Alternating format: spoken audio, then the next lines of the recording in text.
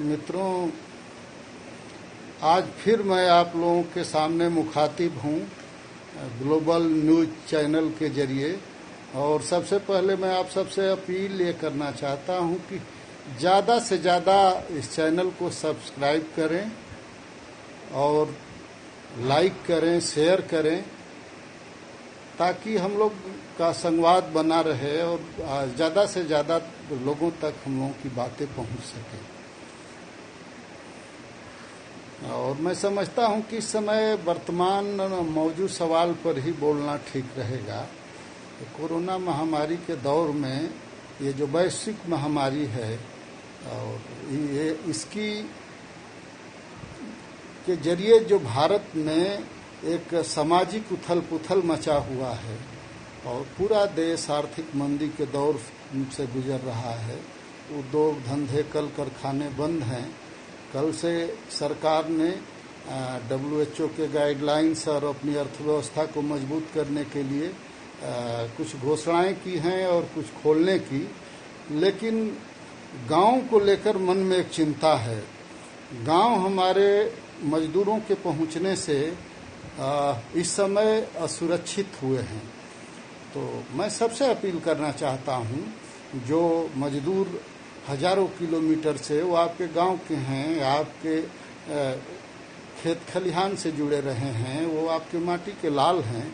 मैं रोजी रोटी के लिए अगर ये उद्योग धंधे हमारे गांव में होते, आज आज़ादी के 70 साल बाद जिले में, आप किसी जिले को, पूर्वांचल को ही ले लें उदाहरण, हम अंग्रेजों ने गाजीपुर में एक अफीम फैक्ट्री बनाई। 70 साल देश के आज़ाद हुए हो गया, उसके बाद आज तक कोई उद्योग धंधा नहीं रहा।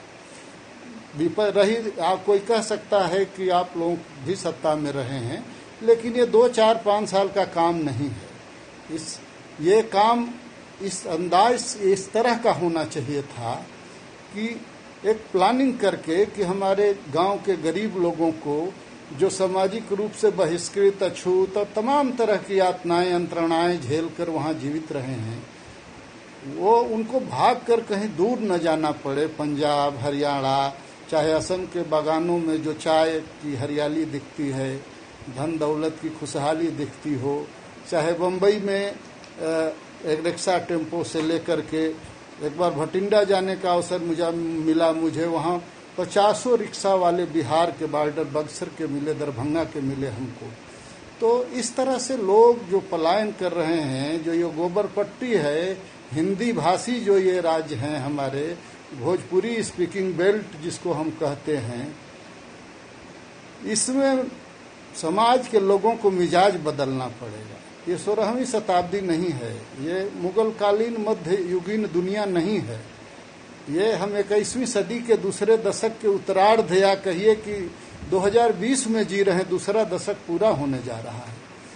ऐसे में हम देख रहे हैं समाज में लोगों के प्रति एक नफरत का भाव बढ़ा है, हर तरह की नफरत।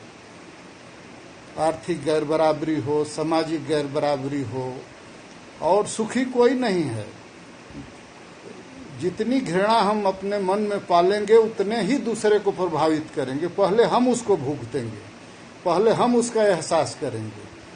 तो मैं कहना चाहता हूं दोस्तों कि इस जरिए एक संवाद स्थापित सबसे हो जाता है और हम अपने मन की बातों को कह लेते हैं, तो लगता है कि हम कोई बहुत बड़े अपने को बुद्धिजीवी कहिए या जो भी कहिए, इस चीज से मैं चाहता हूं कि समाज, हिंदुस्तान का एक समाजवादियों का विशेष करके एक सपना रहा है कि समरस समाज बने और गरीबी गैर बराबरी मिटे, औरत आदमी का फर्क मिटे और नस्ल भेद खत्म हो, हर तरह की गैर बराबरी खत्म हो, हर आदमी खुशहाल रहे। लेकिन जब से इन मजदूरों की दशा जो देखी जा रही है सड़कों पर, कोई मदद करने को भी तैयार है, तो सरकार को पता नहीं क्या दिक्कत है। इनसे पूछा जाना चाहिए। आप भी पूछिए, हम भी पूछ रहे हैं। ये पैदल जो 1200 किलोमीटर जा रहे हैं लोग, और गांव में भी जा रहे हैं, तो गांव के लोग उनसे ऐसे पेश आ रहे हैं जैसे कोरोना से कोई तुरंत मर नहीं जा रहा है, एक बीमारी है छुआछूत की। उनको संबल दीजिए, सहारा दीजिए, उनको भावनाओं को छूइए, उनको कहीं गांव के बाहर क्वारंटाइन सेंटर बने हैं रखिए, उनसे दूर एक डिस्टेंस, फिजिकल डिस्टेंस मेंटेन करके बात करिए। उनको एक भावनात्मक सपोर्ट बहुत जरूरी है। और सरकार की व्यवस्था पर तो आप देख रहे हैं, जगह जगह से खबरें आ रही हैं। अभी राजस्थान और मध्य प्रदेश में एक विद्यालय में देख रहा था सोशल मीडिया के जरिए कि एक महिला दलित खाना बनाई तो चोटी धोती वाले जो तमाम अभी हैं ना, मूर्खों की प्रजाति है, वो खत्म नहीं होगी, वो उठा करके जूते मार करके उसको फेंक दिए, कहे तुमको कौन नौकरी पर लगाया है। अब इस देश में बताइए, जो लोग 85% हों इस तरह के, अगर इस पैमाने पर आप नापेंगे, ऐसे लोगों को तो तुरंत पुलिस को, मैंने लिखा भी है, कार्रवाई होनी चाहिए। उनको वहां से तुरंत जेल भेजना चाहिए, उनको वहीं क्वारंटाइन रहें, इलाज कराने के बाद मुकदमा कायम होना चाहिए। ये संविधान विरुद्ध कार्य है। गांव में भी और जहां भी कोई भी शिकायत मिले, अधिकारी लूट, हम नहीं कहते कि सरकार की कोई ऐसा मंशा होगी या रणनीति है, सरकारें चाहती हैं कि बेहतर काम हो, लेकिन जो ब्यूरोक्रेट्स हैं, नौकरशाह हैं, सीएमओ हैं, ये जो भी लोग इसमें लगे हैं, ये बाढ़ राहत कार्य में जैसे लूट होती थी से पूरी तरह उसी तरह से ये लोग इसमें भी लूट का काम कर रहे हैं। कहीं केला दे रहे हैं, कहीं चाय बिस्किट दे रहे हैं, बाड़े की तरह, जैसे जानवरों को बाड़े में बंद कर दिया जाता है। ऐसा याद रहे मित्रों, आज़ादी के समय ये सोशल मीडिया था, न टेक्नोलॉजी थी, न कंप्यूटर था, न इतने बढ़िया कैमरे थे, लेकिन उस दौर में भी उस दौर की सीन उठा के देखिए, ये हालात नहीं थे। हमारी सरकारें इतनी निर्मम हो गई हैं अपने स्वार्थों में, अपने वोट के लिए। अरे कभी देश के लिए भी 2 घंटे 1 सेकेंड सोच के जी लिया करो। सत्ता तो 5 साल रहेगी, सत्ता कौन छीन लेगा आज के दौर में? बहुमत में तो, अल्पमत की सरकार तो है नहीं। तो जो मजदूर जा रहे हैं रोडों पर, सड़कों पर, उनको किसी भी तरह से बसें लगाकर, साधन लगाकर उनके गंतव्य तक पहुंचा दिया जाता तो ये दृश्य न आते। पूरी विश्व बिरादरी में ये सारे वीडियोज वायरल हो रहे हैं और इससे हम लोग कहीं मुंह दिखाने वाले नहीं हैं। जो अभी भाषण चल रहा था, पहले धर्म के नाम पर, मजहब के नाम पर बीमारी को प्रचारित किया गया, तमाम लोगों को बुरी लगेगी बातें। आज किसको दोष देंगे आप? हम तो सबसे बड़ा गुनाहगार उनको मानते हैं। अब माननीय प्रधानमंत्री जी, आप यदि विदेश से आने वाले अपने सगोत्री और तमाम वर्ग क्लास, आपके उच्च मध्यम वर्ग के लोगों को हवाई अड्डे से उतार करके आप क्वारंटाइन करा दिए होते तो आज देश की स्थिति ये न होती। आज ये महामारी गांव में नहीं जाती, आज ये गरीब इसका दर्द पीड़ा नहीं भुगतता।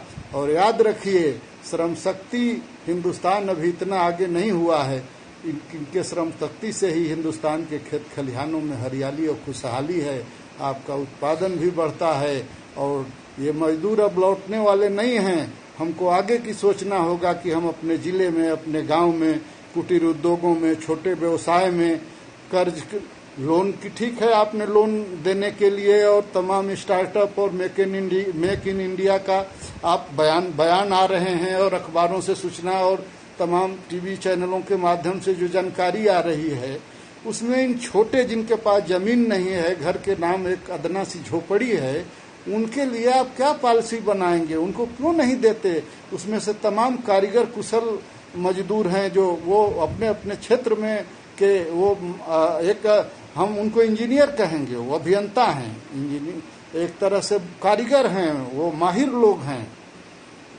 अरे वही लोग हैं जिन्होंने कभी फिरोजाबाद की चूड़ियाँ, मुरादाबाद के पीतल के बर्तन, बनारस की जरी की साड़ियाँ दुनिया में जहाँ जानी जाती थी, आयात निर्यात होता था, उन ग्रामीण उद्योगों को प्रोत्साहन दीजिए।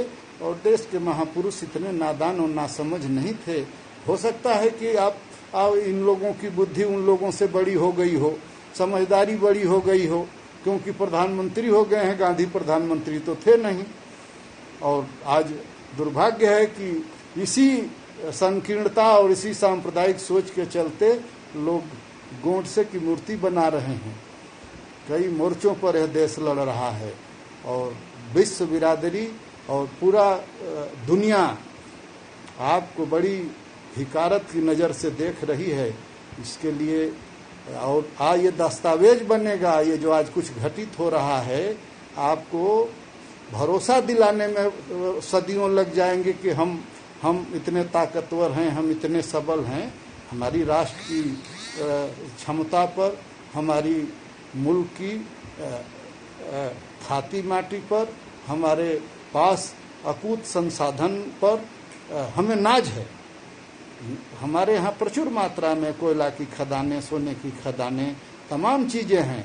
हमने दोहन नहीं किया, और दोहन भी किया तो यहाँ की जो वर्ण व्यवस्था रही, यहाँ का जो जातिगत भेदभाव रहा, यहाँ इस मुल्क में जो सांप्रदायिक उन्माद का माहौल बनाया गया, इससे मुल्क जो विकास होना चाहिए, जहाँ जिन ऊंचाइयों पर हमें जाना चाहिए था, वहाँ तक हम नहीं पहुँच पाए हैं। और ये कोई हमारी रायों से असहमत हो सकते हैं आप, लेकिन इसको नकार नहीं सकते हैं, सच्चाई से मुंह नहीं फेर सकते हैं। और ये संवाद मैं करता रहूँगा सबसे, आप लोगों से बातचीत के जरिए। और मेरी अपील है मित्रों कि मनुष्यता को जिंदा रखना है तो मानवता के साथ खड़ा होना होगा। इसी के साथ मैं अपनी बात खत्म करता हूँ और फिर एक बार अपील करता हूँ कि इस चैनल को सब्सक्राइब करें, लाइक करें, कमेंट करें।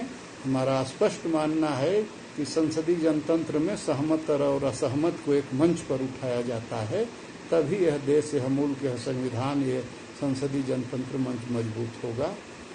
जय हिंद, जय भारत।